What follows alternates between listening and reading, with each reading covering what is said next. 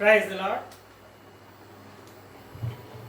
ప్రపంచంలో ఉన్న నా తోటి సహోదరులకు హృదయపూర్వక శుభాభివందనలు తెలియజేస్తూ అందరికీ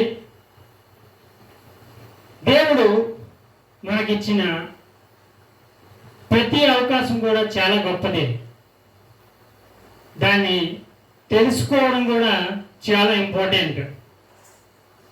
ఓకే ఓకే మనం గత 3 వీడియోస్లో తెలుసుకున్న విషయాలు మీకు అర్థమైనట్లయితే వాటిలో ఉన్న విషయాలన్నీ కూడా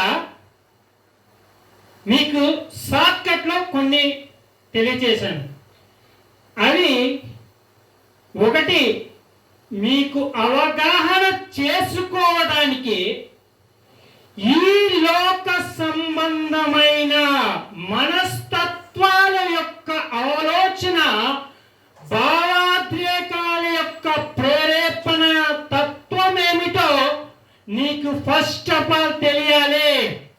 అనగా ఈ లోక సంబంధమైన నట జీవిత యొక్క తత్వము, మనస్తత్వము అనేది నీకు మొదట నువ్వు గ్రహించాలి. ఫస్ట్ ఆఫ్ ఆల్ నువ్వు తెలుసుకోవాల్సిన విషయం ఇదే. అది నీకు తెలియకపోతే నువ్వు దానికి బానిసమైతే నీ జీవితాన్ని కాపాడుకోవడం చాలా కష్టమైపోతుంది. అది కలిగి ఉన్నవాడైనా ఏమైనా సరే, కలిగి లేనివాడైనా సరే, ఏమైనా సరే, ఇది చాలా ఇంపార్టెంట్. మనస్తత్వం అనేది ఒక మాటతో మరో ప్రశ్నతో మొదటిగా ముడిపడుతుంది. కానీ ఆ మనస్తత్వ ప్రశ్నకి సమాధానం మరొకటి తెలిసినప్పుడు దానిలో వ్యతిరేకత పుట్టచ్చు, సమాధానము పుట్టచ్చు. నట జీవితం అనేది ఈ లోకంలో ఆది నుండి మొదలవుతూ వచ్చినటువంటి మానవ జీవితం, మనిషి యొక్క తత్వ జీవితం. దానిలో అనేక కోట్ల భావోద్రేకాలు ఉన్నాయి. మనకు తెలుసు, చిన్నప్పటి నుంచి మనం ఎన్నో సినిమాలు, సీరియళ్ళు, కథలు, పుస్తకాలు అన్నీ వింటున్నాం, చూస్తున్నాం. వాటన్నిటికీ ఒక పద్ధతి ఉంది. ఆ పద్ధతి ప్రకారంగా మాట ఉంటుంది, ఆ అడుగుజాడు ఉంటుంది, ఆ మనస్సు ఉంటుంది. ఆ మనసులో నువ్వు ప్రవేశించినప్పుడు ఆ స్థితిపరమైన మాటకి సమాధానమే నీకు తెలుస్తుంది తప్ప నీ స్థితికి సంబంధించి తెలియదు. నీ మనస్తత్వానికి అక్కడ మార్పు పొందేటటువంటి మాటేదో నీకు తెలీదు అంతే. ఆ మాట తత్వం యొక్క ఆలోచన అలాగే తెలియజేస్తుంది. కాబట్టి నువ్వు దాని నుంచి తప్పించుకోవడం కష్టం. ఖచ్చితంగా దానికి నువ్వు లోబడాల్సి ఉంటుంది. ఖచ్చితంగా దానిలాగే నువ్వు మాట్లాడాల్సి ఉంటుంది. కాబట్టి దాని నుంచి బయటపడలేవు. కాబట్టి ఆ విషయాన్ని నువ్వు మళ్ళీ ఎలా జయించగలవు, ఆ మాటని ఏ విధంగా జయించాలో, ఆ పరిస్థితిని ఏ విధంగా దాటాలో, ఆ ఆలోచన నీకు ముందుగానే అవగాహన ఉండాలి. అది నీ మనస్తత్వం మీద, నీ భావోద్రేకానికి, అవతలి చెప్పే భావోద్రేకానికి సమతుల్యత లేదా సమానత్వం తెలియనప్పుడు అక్కడ వేరే భావం, లేదంటే వేరే ఉద్రేకం, లేదంటే వేరే ఒక సందర్భ సంబంధమైన భావోద్రేకం అనేది పుడుతుంది. అలా పుట్టినప్పుడు నీకు సమాధానం అక్కడ దొరికినా మళ్ళీ ప్రశ్నే వస్తుంది. కాబట్టి అది సరి సమానంగా ఉండగా అది ముగింపు కాదు. అది సమాధానం అంటే మళ్ళీ ప్రశ్న ఉండకూడదు. మనం ప్రశ్నించే ప్రతి ప్రశ్న కూడా సమాధానం కొరకు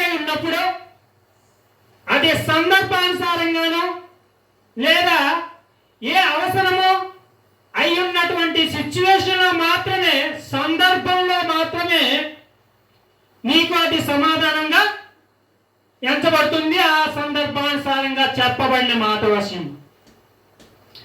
అలాగే నీ నిర్ణయము, నీ పనితనము, నీ యొక్క ప్రవర్తన, ఇవన్నీ కూడా ఈ మాటల్లో ఇవన్నీ కూడా నీకు అసలైన విషయాన్ని లేదా అక్కడ తెలుసుకోవలసిన మాటని నీకు జ్ఞప్తి చేయలేవు. ఎందుకంటే నువ్వు దానికి లోబడతావు, దాన్ని నువ్వు అర్థం చేసుకో. అది జీవితం అనే ఉద్దేశంతో లోబడతావు, అలాగే మాట్లాడతావు. కానీ దాని నుంచి తప్పించుకోవు, బయటపడవు. ఎందుకో తెలుసా? అది మొదటి నుండి నీకున్న అలవాటు, అది మొదటి నుండి నీకున్న అభ్యాసం. నీకు ఉన్న ప్రతి పరిస్థితిని కూడా జయించాలి అంటే దాని మనసు ఏంటో నీవు ముందు అవగాహన చేసుకునే ఆలోచన నీ మనసులో ఉండాలి. అది ఎలా తెలుసుకోగలవో తెలుసా? సాత్వికంతోనే, ప్రశాంతతతోనే, నిదానంతోనే, నెమ్మదైన మనస్సుతోనే, శాంతగుణంతోనే తెలుసుకోగలం. ఏ ప్రశ్నకైనా సరే ఎదుటి వాళ్ళకి తెలియనప్పుడు లేదా నీకు తెలిసినప్పుడు, ఎదుటి వాళ్ళకి తెలిసినప్పుడు అయినా సరే, ఎటువంటి సిచ్యువేషన్లో అయినా సరే, ఎటువంటి పరిస్థితినైనా సరే, ఎటువంటి కార్యమైనా, ఎటువంటి పనైనా, ఎటువంటి ఉద్రేకాలైనా, ఎటువంటి వాటినైనా సరే నువ్వు శాంతముగా, ప్రశాంతంగా చేసుకోవాలి తప్ప ఉద్రేకాలతో, నటు సంబంధమైన భావోద్రేకాలతో వీటితో కాదు. పరిష్కరించుకోవాల్సిన భావోద్రేకాలు అవి కాదు, వాటికి లోపడకూడదు. స్థితి యొక్క మనస్సుకి విధేయత మాటే మూలం. ఆ విధేయత అనేది స్థితిలో గతికి కారణమవుతుంది. నీకు మళ్ళీ చెప్తున్నా, నీ స్థితి గతిని మార్చడం వేరు, నీ గతి స్థితిని మార్చడం వేరు.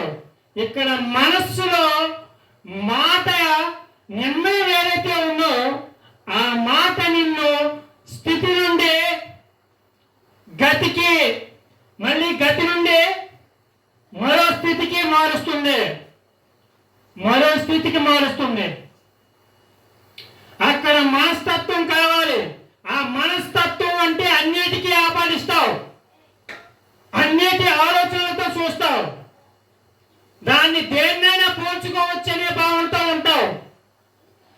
ఏదైనా పర్లేదు, అది స్వేచ్ఛే, దానికి చెప్పుకోవచ్చు అనే ఉద్దేశంతో చూస్తావు. కాబట్టి అక్కడ నీకు ఆ మాట తెలియకుండానే నీకు నువ్వు లోబడతావు, దానికి బానిసవుతావు, ఆ తత్వంతోనే బతుకుతావు. నీకు ఆలోచన తెలియదు, నీకు ఆ ఉద్దేశం అర్థం కాదు. నేను చెప్తున్న విషయాలు నీకు చాలా లోతుగా అనిపించవచ్చు, ఖచ్చితంగా అనిపిస్తాయి.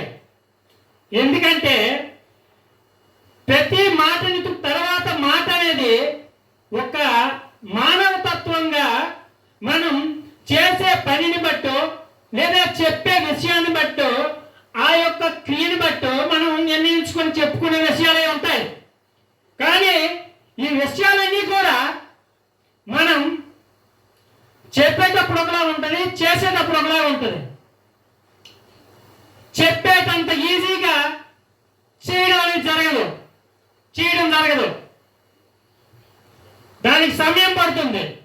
చెప్పడం తక్కువ సమయం పడుతుంది, చేయడం చాలా సమయం పడుతుంది. అది మనం చెప్పిన విషయంకి పట్టే సమయం అనేది దాన్ని బట్టి ఆధారపడుతుంది. దేన్ని బట్టి ఆధారపడుతుంది? మనం ఏ విషయాన్ని అయితే కేంద్రీకరించి ఏకీభావంతో ఏకాగ్రతతో మనం చెప్పాలనుకుంటున్నామో ఆ విషయం గురించి, ఆ పని గురించి, ఆ స్థితి గురించి, ఇంకే స్థితి గురించి అయినా సరే చెప్పాలనుకున్నప్పుడు దానికి చెందుతుంది. ఈ విషయం మీకు తెలిసే విషయమే, కానీ మీకు తెలీదు, అర్థం కాదు. కొన్ని సందర్భంలో తెలిసే మళ్ళీ ఆలోచన నుండి బయటపడరు. కొన్ని సందర్భాల గురించి తెలియకే దానిలో చిక్కుపడిపోతారు. ఇంకో విషయం ఏంటంటే,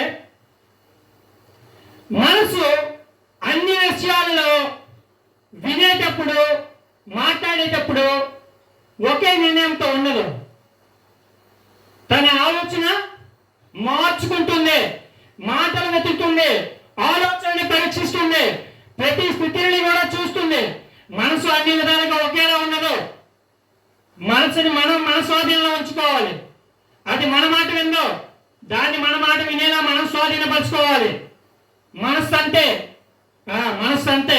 నువ్వు నిద్రపోతున్నప్పుడు, రాత్రి నువ్వు పడుకున్న తర్వాత మళ్ళీ ఉదయాన్నే లేచేంత వరకు నీ మనస్సు నీ స్వాధీనంలో ఉండదు. నువ్వు నిద్రలో ఉన్నప్పుడు, మెలకువగా ఉన్నప్పుడు కాదు. మళ్ళీ నువ్వు ఎప్పుడు నిద్రలేస్తావో అప్పుడు నీ మైండ్ నీ స్వాధీనంలో ఉంటుంది. అనగా నీ మనస్సే నీ మైండ్, ఆత్మతో ఏకమై ఉన్నటువంటి మనస్సు. ఆ మనస్సుకి ఆత్మ అనేది శక్తినిస్తుంది. మన కంప్యూటర్కి ఎలాగైతే కరెంటు తోడైంది, ఆ అప్లికేషన్ కమాండ్ అనేది ఆ పరిస్థితిని ఓపెన్ చేసి మళ్ళీ ఉన్నట్టు చూపిస్తూ మళ్ళీ లేకుండా చేయడం. మనసు కూడా అటువంటిదే. మన మనసుకి కమాండ్ అనేది మనం నిర్ణయించుకోవాలి. అది మన నిర్ణయం, మన మనసు నిర్ణయం. ఆ మనస్సు మనం లెగిసి చలిస్తున్నప్పుడు మాత్రమే అది మన నిర్ణయంలో ఉంటుంది. అన్ని సందర్భాల్లో ఆ మనస్సు నిర్ణయం అనేది మన స్వాధీనంలో ఉండదు.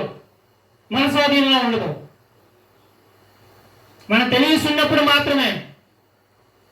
కాబట్టి ఈ విషయం మీకు తెలుసు, కానీ తెలియని పరిస్థితి. ఓకే, అయితే ఇప్పుడు ఆ నట సంబంధమైన జీవితం నుండి మనం బయటపడాలి అంటే మనం ఇప్పుడు చూస్తున్న అనేక విషయాలు ఉన్నాయి. మనకి అన్నిటికీ పద్ధతి ముఖ్యం. అలాగే మన మాటకి, మన క్రియకి ఆ విధేయత సంబంధమైన, భావోద్రేక సంబంధమైన విధేయత కావాలి. ఆ విధేయత సంబంధమైన భావోద్రేకమే తప్ప మిగతా భావాలను పుట్టకూడదు. భావావేశంతో ఏ మాట కూడా పుట్టకుండా మనం దాన్ని శాంతంగా పరిష్కరించుకోవాలి. శాంతంగానే చెప్పుకోవాలి, ప్రశాంతంగానే చెప్పుకోవాలి. అలా చెప్పుకుంటేనే ఆ సమస్యలు, ఏ సమస్యలైనా పరిష్కారం అవుతాయి.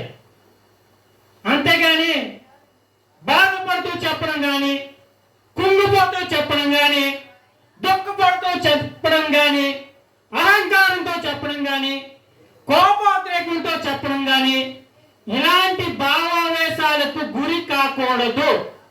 ఇవి నిన్నైనా నన్నైనా ఎవరినైనా సరే ఆ స్థితి నుండి మరో స్థితికి మార్చి, మరో గతికి మార్చేస్తాయి. గతి వేరు, గతి మారుతూ ఉంటుంది, కానీ స్థితి మారదు. దేవుడిచ్చిన స్థితి పుట్టుక నుంచి ఒకలాగే ఉంటుంది ఎవరికైనా. కానీ మనస్సు మారుతుంది, మాటలు మారుతాయి, గతులు మారుతాయి, స్థితి మారదు. స్థితి ఎప్పుడు మారుతుందంటే అది జీవితం ముగించిన తర్వాత, ఆ జీవితకాలం ముగిసిపోయిన తర్వాత మరో జీవితకాలం అంటే మరో జన్మ ఎత్తాలి, మళ్ళీ పుట్టాలి, చనిపోయి మళ్ళీ జన్మించాలి. దేవుడు చెప్పిన విషయం అదే.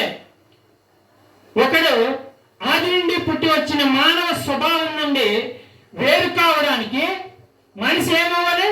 మళ్ళీ కొత్తగా జన్మించాలి. తన గత జీవితాన్ని, గత మానవ యొక్క తత్వ యొక్క జీవితం నుండి ముగింపు చేసుకొని తన మనస్తత్వాన్ని మార్చుకొని దేవుని యొక్క మనస్తత్వం ఏదో తెలుసుకొని ఆ మనస్తత్వ సంబంధమైన ఆత్మ ఫలాలన్నిటినీ తెలుసుకొని ఆ విధంగా మనస్సుని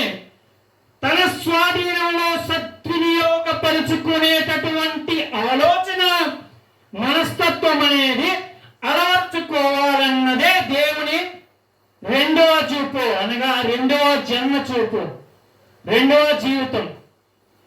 ఆ జీవితం మనకు అలవాటు అవ్వాలి అంటే ఆ మనస్తత్వం అనేది మనకు తెలియాలి, అది మనం అలవర్చుకోవాలి.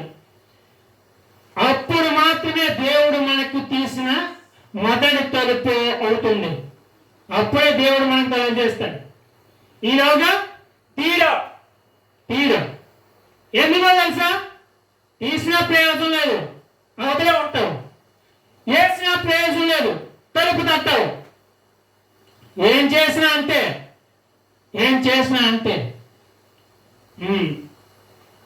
అలాగే ఆ పరిస్థితి మారాలి అంటే ఆ ఫలాల యొక్క ముఖ్యాంశాలు, ముఖ్య అర్థాలు, మనస్సు మరియు మాట యొక్క తత్వాలు, మనోవాంఛలు, దాని యొక్క సద్వినియోగాలు, సంపూర్ణ ఆత్మ ఫలాల యొక్క సంపూర్ణ జ్ఞాన సారాంశ సత్యం అనేది నీకు అవలేలగా అర్థం కావాలి. అది అర్థం చేసుకోవడానికి నీకు చెప్పేవాడు కావాలి. అలా చెప్పేవాడు ఉంటేనే తప్ప మీరు అవన్నీ తెలుసుకోలేరు. తెలుసుకోవాలంటే మూల కారణమైన మూల వాక్యం ద్వారా అన్నీ అర్థం కావు. అందరికీ అన్నీ అర్థం కావు. అందరూ అలా చెప్పరు. చెప్పడానికి వాళ్ళకి సమయం సరిపోదు, వాళ్ళకి తెలిసిన వినడానికి మీకు సమయం సరిపోదు. నేర్చుకోవడానికి మీ మనసులో అవి ఏకాగ్రతను మీరు చూపిస్తేనే లేకపోతే మీ మైండ్లో ఉండవు. నటనాలోకమైన భావోద్రేకాలతో నడుస్తున్నటువంటి ఈ లోక నట సినిమా రంగంలో చెప్తున్నటువంటి అనేక ఉద్రేకాల మధ్య ఈ తత్వాలు నిలవాలంటే అది నీ మనసులో నిలుపుకోవాలి, దాన్ని బయట పెట్టాలి. అవి జరగాలంటే నీకు అటువంటి మనసు తోడవ్వాలి. అటువంటి మనస్సు తెలుసుకోవాలనే ఆలోచన ప్రతి వ్యక్తికి ఉండాలి. ఇవన్నీ తెలుసుకోవాలి, చాలా అవసరం. మనిషి బతకాలంటే ఇవి చాలా అవసరం. మనిషి చనిపోవడానికి గల కారణాలు ఎన్నో ఉన్నాయి, తెలుసు కదా. ఫస్ట్ ఆ మనస్సు లేకపోవడం వల్లే శరీరంలో అనేక ఉద్రేకాలు. మన చూపు, మన చెవి, మన కన్ను, మన ముక్కు, మన నోరు, ఈ అవయవాలన్నీ పంచేంద్రియాలు కూడా ఒక్కొక్క పనితీరును చూపిస్తాయి. ఆ పనితీరులో ఆ ప్రభావం కూడా మైండ్ మీద పడుతుంది. ఆ మైండ్ యొక్క సామర్థ్యం స్థితి మారుతుంది. శరీరంలో అవయవాలన్నీ స్థితిలో మారుతూ వస్తుంటాయి. దానికి ఆహారం, నీరు, గాలి అన్నీ కూడా అనేక విషయాల్లో మార్పులు కనబరుస్తాయి. నీకు ఆ స్థితిని తెలుసుకోలేవు. ఏదైనా వస్తే హాస్పిటల్కి వెళ్తావు, వాడు ఏం రాస్తే ఆ మందులు వాడుకుంటావు, ఆ మందులతోనే బతుకుతావు. మళ్ళీ తగ్గితే మళ్ళీ అదే మొదటికి వస్తుంది, మళ్ళీ అదే పరిస్థితి. మళ్ళీ తగ్గితే మళ్ళీ మొదటికి వస్తుంది, మళ్ళీ అదే పరిస్థితి. ఇలా ఎంతకాలం? ఇంతేనా జీవితం? ఇంతేనా? మన పిల్లల పరిస్థితి కూడా అలాగే అయిపోతుంది. కాబట్టి మనసు మీద జీవితం ఆధారపడి ఉండే మన మనసుని సద్వినియోగంగా, మన మాటని చాతుర్యంగా వాడకపోతే, తెలుసుకొని బతకకపోతే మన జీవితంలో ఎంత నష్టపోతామో మనకే తెలియదు. మన జీవితం ఎంత నష్టపోతుందో మనకే తెలియదు. మనకు తెలియనటువంటి చాలా విషయం అదే. నాకు తెలిసే చెప్తున్నా, అటువంటి మనస్సు మనకొద్దు. నట జీవితం అనేది నవ్వుల పాల జీవితం అని మీకు బాగా తెలుసు. టీవీలో వస్తున్న అనేక ఛానల్స్ ఉన్నాయి, మీరు చూస్తున్నారు. అది నవ్వుల పాల జీవితం అని మీకు బాగా తెలుసు. అది తెలుసుకొని అలా బ్రతకకూడదని వాళ్ళు తీస్తున్న విద్య. మీరు అలా ఉండకండి. మీరు దాని నట సంబంధమైన ఉద్రేకాల నుండి బయటపడండి. మీ మనస్తత్వాన్ని కాపాడుకోండి. మీ జీవితాన్ని, మీ పిల్లల జీవితాన్ని సరిచేయండి. దానికి అలవాటుగా మార్చకండి. వాళ్ళకి చదువు పట్ల ఏకాగ్రత, మరియు వాళ్ళు చేస్తున్న పని పట్ల, ప్రయత్నం పట్ల, ప్రశాంతత పట్ల, నిద్ర పట్ల, మరియు ఆరోగ్యం పట్ల, మరియు అవసరాల పట్ల, ముఖ్యత పట్ల వాళ్ళకి పరిశుద్ధత మరియు పద్ధతి నేర్పండి. ఇది నేర్చుకున్నప్పుడే వాళ్ళు బాగుపడతారు. ఇది నేర్చుకుంటున్నప్పుడు వాళ్ళు జీవిస్తారు.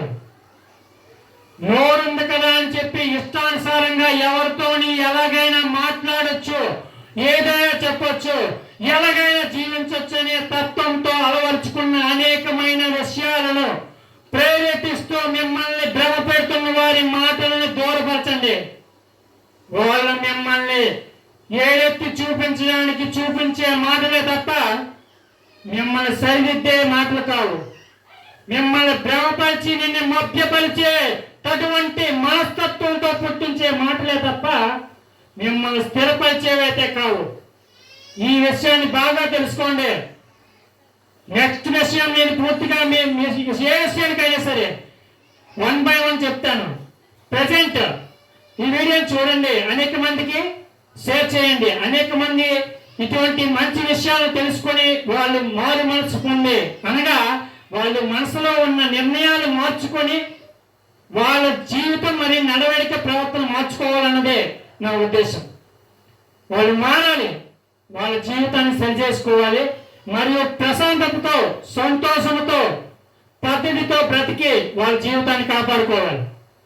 వాళ్ళ పిల్లల జీవితాన్ని కాపాడాలి, వాళ్ళు బాగుండాలి. నెక్స్ట్ వీడియో మళ్ళీ కలుద్దాం. God bless you.